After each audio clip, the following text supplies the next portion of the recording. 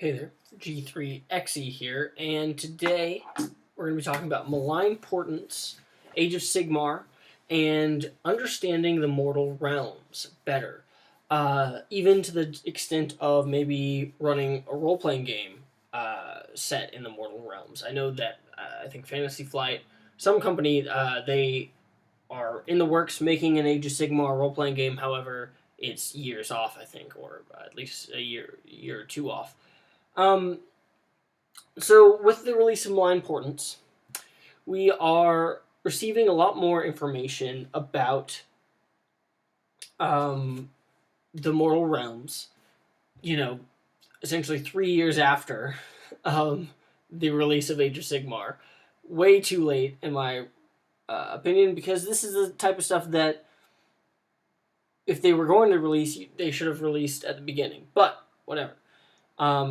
It's helping to understand the mortal realms, how they work, and a lot of it's really, really cool. If you go to the Malign Portents website, click on Realms, you can watch that video. Basically, here is a map I drew up. It has, the 8 major realms, and it comes with all their symbols and stuff.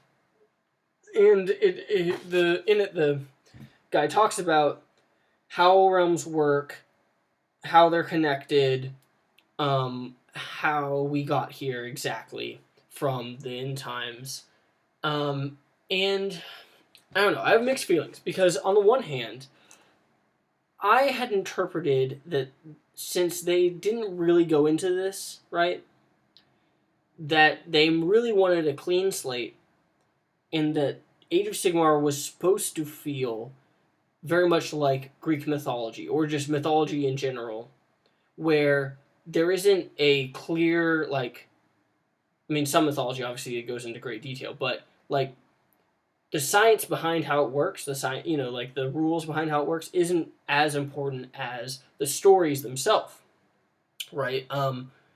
Like Hercules, they don't get bogged down in, why he was so strong, just that he had, this amount of, he was a demigod or whatever. I actually don't really remember, but, and it was more about his ordeals and his, accomplishments.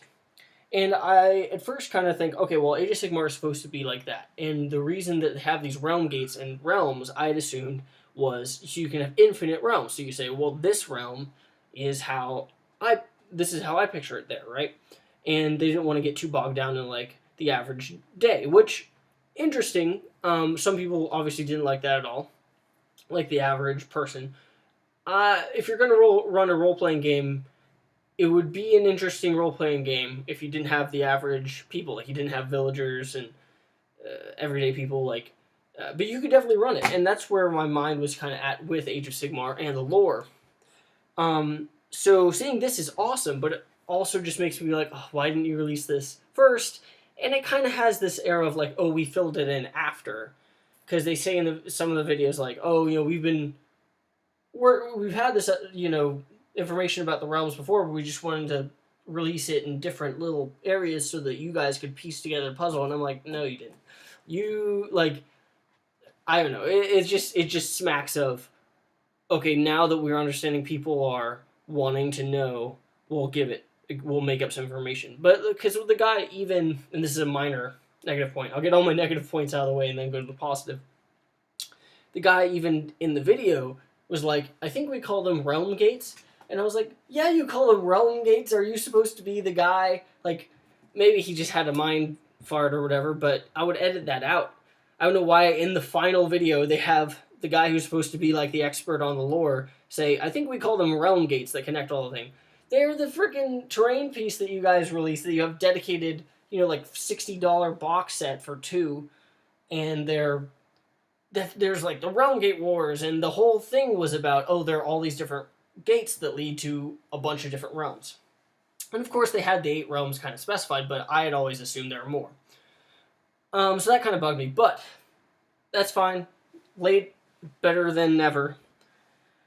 So what do we have? Well, one of the first kind of things is it's not infinite realms like I thought. Now there are major realms, the 8 major realms, and minor realms. And we haven't seen a full list or any description of the minor realms. So if you wanted to make up your own realm, it could easily be a minor realm. However, we do get cool information about how they are formed. So the kind of space that all of these realms exist in, because these are realm spheres. Imagine a sphere, and then the land of the realm itself is a plane, a circular, like a disc inside of it, right?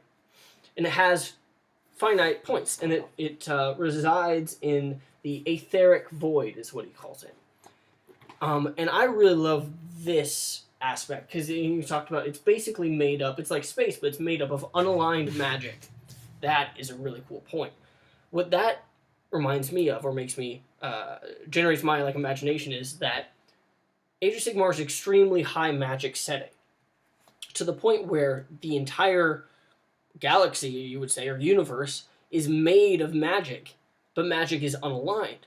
So that shows the exact, that shows the stakes, because what that says is there is all this unaligned magic, X amount of unaligned magic, and what the movers and shakers within the Age of Sigmar world want to do is get as much unaligned magic and align it to their grand alignment, right? To their purposes. Nagash wants control. Archaon wants control. The Dark Gods. Sigmar, obviously, wants to gain control. You have that idea of it's unaligned magic, then you align it to yourself, and then the magic itself shapes the world. Very cool. It really puts into perspective that high fantasy, high magic setting, and it gives a sense of the stakes, because sometimes people are like, well, if you didn't know anything else about the mortal realms, and it's like, well, there's this giant, everything seems so epic, but when everything's epic, nothing's epic, right? Well, this kind of helps with that, because to me it makes me think of they live in this giant void of unaligned magic. These are the people who are trying to gain that magic. And what happened after this big bang thing is that like attracted to like. And so it wasn't that the realms were predetermined or something. It just happens that the similar things collected next to the similar things. So that, the realm of death, right, collected next to itself. The realm of fire collected it next to itself, creating these realm spheres. And of course there's the the realm of light, and Ulgu, the realm of shadow, the rotate that causes the day and night. That's a nice touch, I feel like. And of course there's Azir, that Sigmar kind of blocked off from the all points where Archaon is sitting.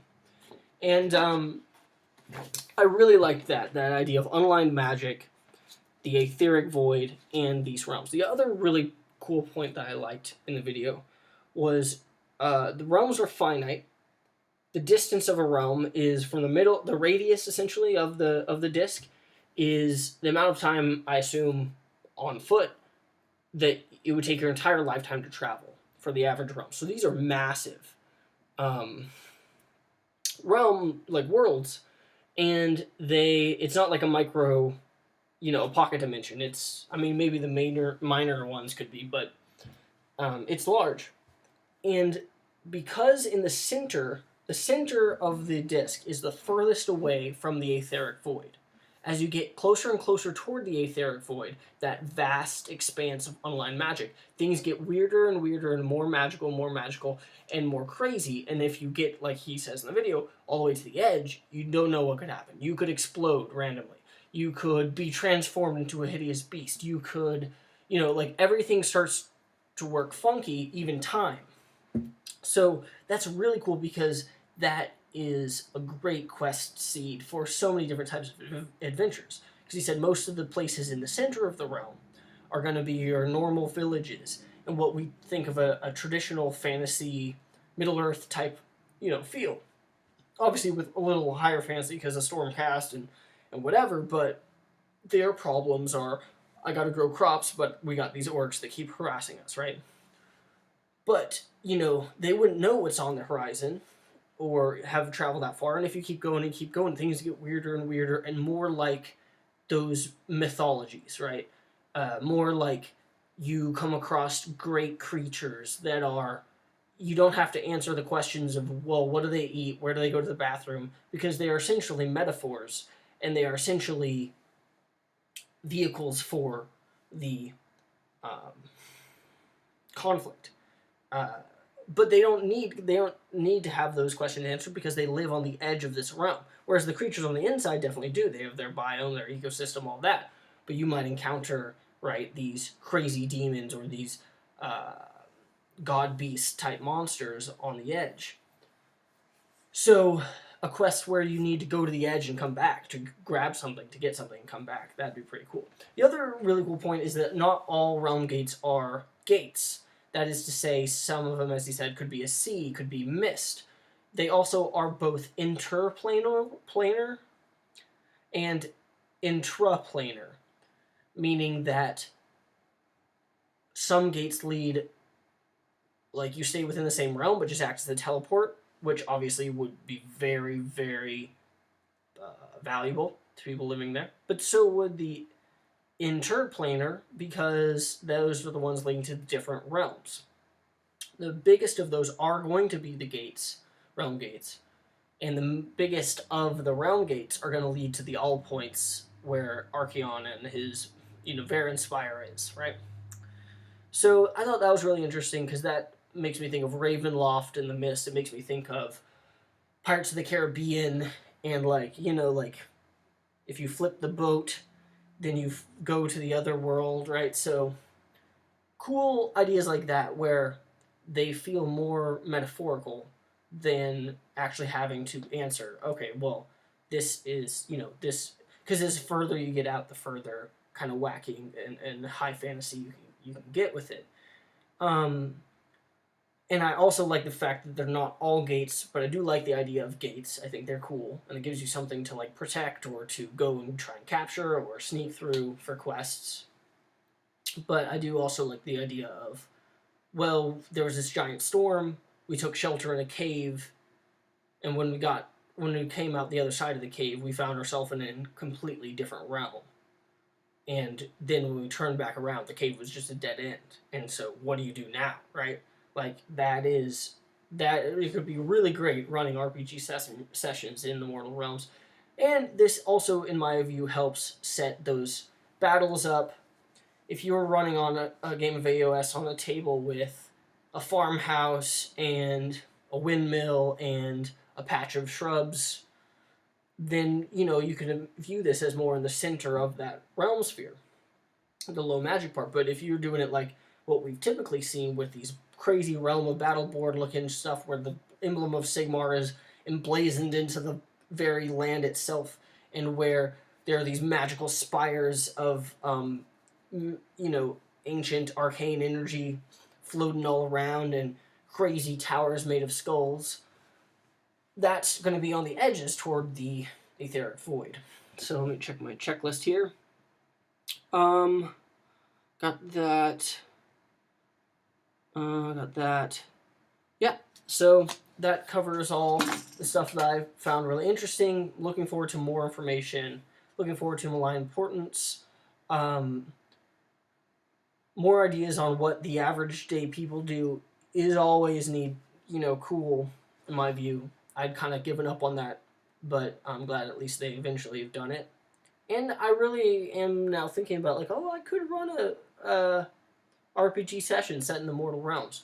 I could definitely see myself also making up my own realm. I like that idea as a minor realm, because I don't like the kind of amusement park feeling that sometimes you get when you are running an RPG session within an established world like Middle-earth.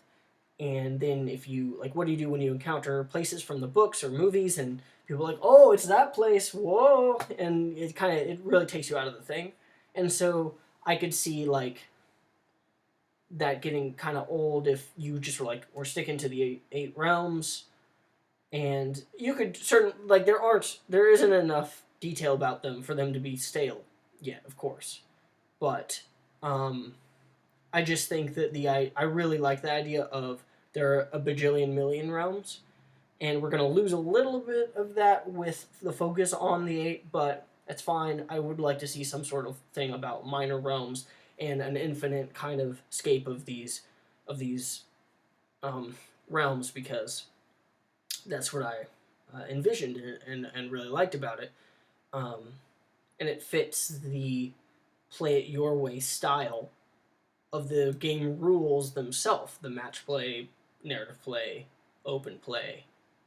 It's very much like that with the realms. It's, you want to play in the realm of death, follow our narrative. You want to play in, you don't care where, just say the realm of life in a farm.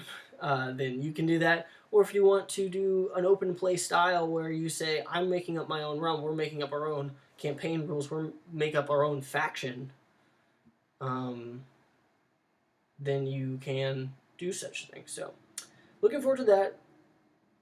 AOS RPG, Sigmar RPG. I'm coining that name, trademark. And anyway, good. So, the 8 realms. We finally know how everything is going on. And boy, wouldn't that be cool? A quest going to the realm of chaos. See you in the next one.